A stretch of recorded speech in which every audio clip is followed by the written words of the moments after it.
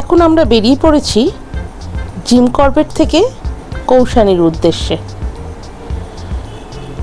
আমাদের আজকে সকালেই জিম কর্বেটের সাফারি ছিল। আমার আগের পর্বগুলো দেখছেন তো? যদি না দেখে থাকেন তাহলে একবার গিয়ে দেখে আসুন, তাহলে ভালো লাগবে। চলুন রাস্তায় কি কি পড়ে পরপর দেখতে থাকি।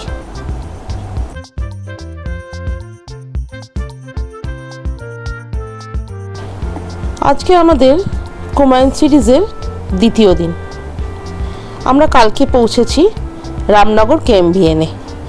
আজকে সকাল 6টার সময় ক্যান্টার সাফারি ছিল ডিকালা জোনে। তো আমরা দেখে বেরিয়ে পড়েছি 1টা নাগাদ। তো 1টা নাগাদ আমরা বেরিয়েছি কৌসানির উদ্দেশ্যে। কৌসানিতেও আমাদের বুকিং আছে, কেএমভিএন কৌসানি। তো চলুন রাস্তায় অপরূপ সৌন্দর্য দেখতে দেখতে এগিয়ে যাই কৌসানির উদ্দেশ্যে। আর রাস্তায় কি কি পড়ে পরপর দেখতে থাকি।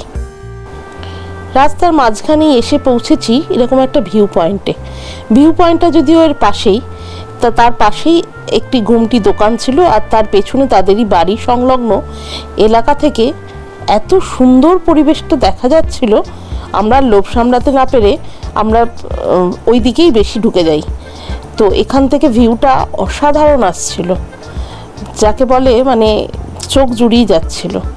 তো এখানে বড় বড় পাতাবি লেবু হয়েছিল, আর দূরে পাহাড়গুলো দিয়ে মানে অসাধারণ লাগছিল ভিউটা। আর আমরা বেশ ক্লান্ত ছিলাম সকাল থেকে সাফারি করে, তারপরে খাওয়া দাওয়া করে বেরিয়ে পড়েছি। আর এখানে এসে এত ভালো লাগছিল যে আমরা এইখানকার ভিউ তুলতেই খুব ব্যস্ত ছিলাম, তার সঙ্গে ফটোও তুলেছিলাম বিভিন্ন রকম। এই যে আমার পিছনে এই যে শেড মতন করা যে জায়গাটা দেখছেন, ওইটা হচ্ছে ভিউ পয়েন্টের মানে মেন জায়গা, মানে লোকজন ওখান থেকে ছবি তোলে। ওখানে একটু অন্ধকার অন্ধকার আসছিল, তাই আমি এদিকে চলে আসি। এই যে পেছনে যে শেডটা দেখতে পাচ্ছেন, এটাই হচ্ছে ভিউ পয়েন্টের মেন শেড। এখান থেকেই সবাই ছবি তুলে থাকে।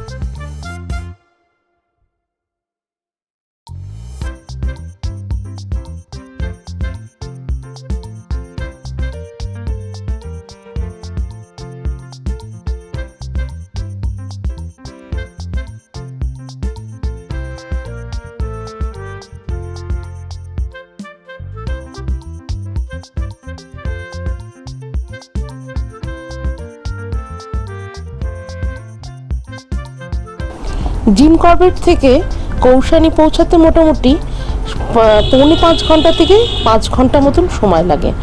এবং তারপরে আমরা রানীক্ষেত হয়ে ওই রাস্তাটা দিয়ে গেছি।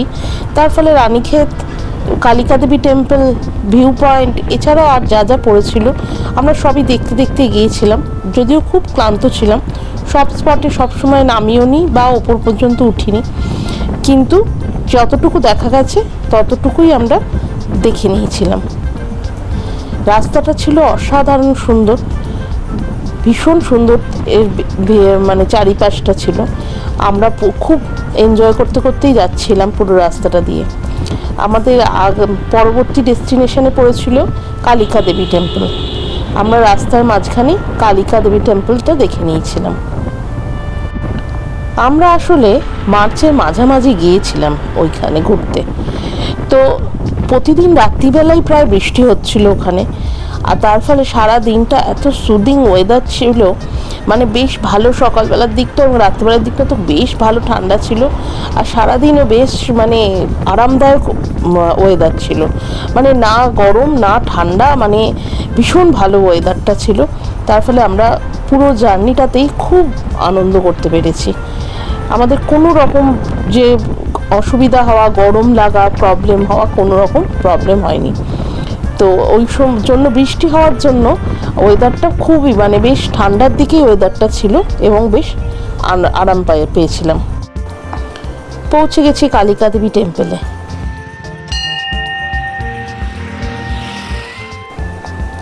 এই কালিকা দেবী টেম্পল আলমোড়া রানীক্ষেতের রাস্তার মাঝখানে অবস্থিত। তো একদম জঙ্গলের মধ্যে, মানে চারিদিকটা পুরো জঙ্গল গাছ ঘেরা, আর পাহাড়ের উপরে এই মন্দিরটা অবস্থিত। তো মানে এই যে আমরা আস্তে আস্তে উঠে যাচ্ছি, দেখুন রাস্তাটা পুরো দুদিকে একদম ঘন জঙ্গল এবং পরিবেশটা বেশ ঠান্ডা, কেননা এটা একটু ওপরের দিকে, তো সেই জন্য জায়গাটা বেশ ঠান্ডা এবং আরামদায়ক। তো বেশ ভালো, শান্ত, নিরিবিলি, একদম মানে ফাঁকা ছিল সেদিনকে, কোনো লোকও ছিল না আমরা ছাড়া। আর যারা মানত টানত মানে এই রকম ধারে দেখুন এই বাঁধা আছে, ওখানে অনেকে মানতও করে।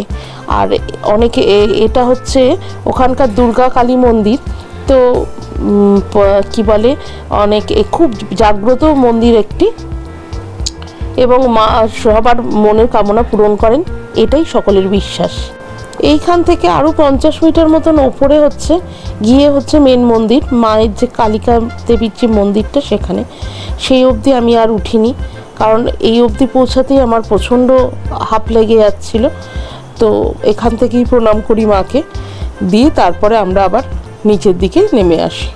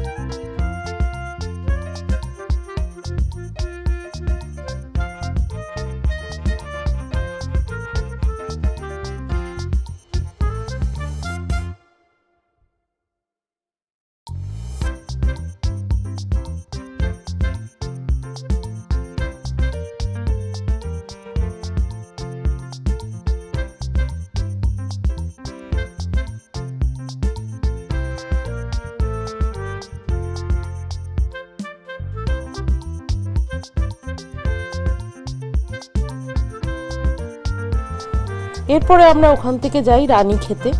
এই যে দুদিকটা যে এটা দেখছেন, পুরোটাই হচ্ছে রানীক্ষেত। জায়গাটা অসাধারণ, যাকে বলে অসাধারণ, মানে ভীষণ সুন্দর। কিন্তু এখন মানুষজন এতটাই নোংরা করে ফেলে, তার ফলে এই পুরো আর্মি এলাকা নিয়ে নিয়েছে এবং পুরো তার জাল দিয়ে পুরোটাই ঘিরে দিয়েছে। এখানে মেনলি ওই আমির খান আর কারিশমা কাপুরের রাজা হিন্দুস্তানি সিনেমাটা শুটিং হয়েছিল, তারপর থেকে এই জায়গাটা বেশি বিখ্যাত হয়ে গেছে। এবং তার আগেও জায়গাটা ভীষণ সুন্দর ছিল, মানে পুরোটা এখনও প্রচণ্ড সুন্দর। কিন্তু যেহেতু মানুষজন এখানে এসে নাকি পিকনিক শুরু করে দেয়, বসে খাওয়া দাওয়া করে, নোংরা করছিল, সেই জন্য আর্মি পুরো জায়গাটা এরমভাবে ঘিরে দিয়েছে। আর তার ফলে এখন আর ভেতরে ঢোকা যায় না। তা আমরা বাইরে থেকে এরকম ছবি টবি তুলে চলে এসছি।